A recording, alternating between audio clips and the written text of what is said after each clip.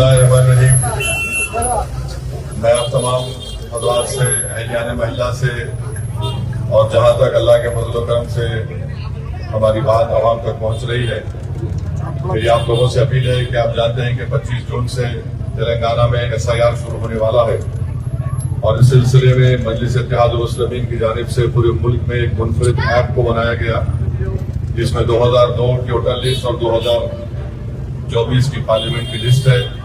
और अल्हम्दुलिल्लाह पिछले 40-45 दिन से दारुस्सलाम मजलिस के हेडक्वार्टर पर और मजलिस इत्तेहाद मुस्लिमीन के असम्बली हल्क़जात में, जहाँ पर हमारे MLAs कॉर्पोरेटर्स है, वहाँ पर हेल्प डेस्क सेंटर के जरिए लोगों की वहाँ पर रहबरी और मदद की जा रही है।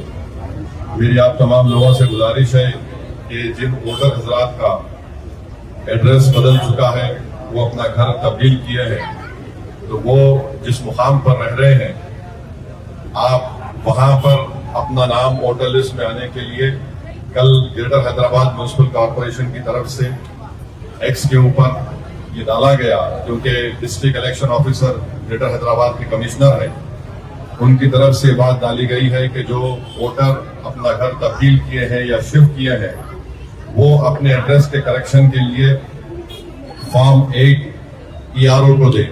उसको कहते हैं फॉर्म 8, जिसमें आप लिखेंगे कि आपका एड्रेस, मौजूदा एड्रेस ये है।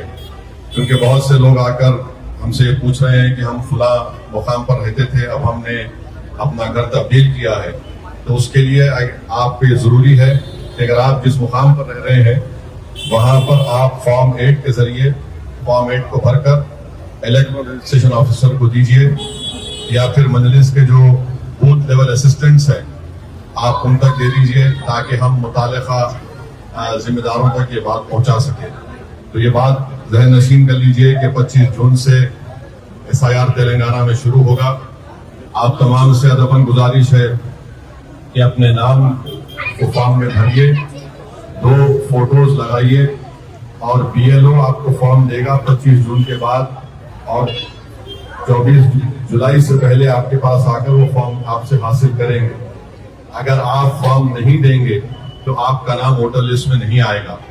इसलिए बेहद जरूरी है कि आप लोग फॉर्म को दें, उस पर अपनी साइन करें, 2 लेटेस्ट फोटोज लगा कर दें, तभी आपका नाम वोटर लिस्ट में शामिल होगा।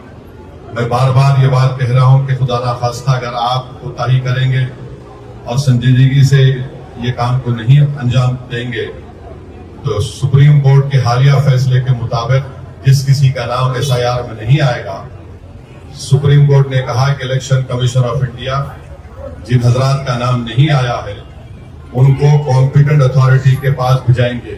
और कॉम्पिटेंट अथॉरिटी का मतलब वजारत दाखिला, मिनिस्ट्री ऑफ होम अफेयर्स, और हो सकता है कि फिर वो फॉरेनर्स ट्रिब्यूनल में जाकर वो मसला एक नया शुरू हो जाएगा। इसीलिए बहुत जरूरी है कि आप अपनी, ये मसला सिर्फ वोट डालने का नहीं है, ये मसला आपकी शहरियत को बचा के रखने का है। और आपको बता रहा हूं कि बंगाल हो, महाराष्ट्र हो, वहां की BJP की हुकूमतों ने ऐसे इलाकों को मुख्तसस किया, ये बोलकर मुख्तसस किया कि ये वो जगह होगी जहां पर जो लोग भारत के नागरिक नहीं है, उनको यहाँ पर रखा जाएगा। तो इसलिए बहुत जरूरी है कि हम SIR को संजीदगी से लें। और दूसरा अहम सवाल ये उठता है कि भाई हमारे बीवी काम करते हैं या हमारे शौहर काम करते हैं, तो आपको, अगर आप इन्यूमरेशन का फॉर्म देखेंगे जो BLO आपको ला कर देगा, उसके नीचे लिखा हुआ है कि जो कोई भी रिश्तेदार हैं, वो अपना नाम लिखकर साइन करके बता दे कि उनका रिश्ता क्या है, उसकी बुनियाद पर आप वो फॉर्म BLO के हवाले कर सकते हैं। तो ये मत समझे अगर मैं निकल गया था, मैं चले गया था, आपके पास 25 जून से 23 जुलाई तक आपके पास वक्त है। आप एक एक फॉर्म को देखिए, जो इन्यूमरेशन का फॉर्म BLO आपको ला के देगा, उसको चेक करिए, साइन करिए।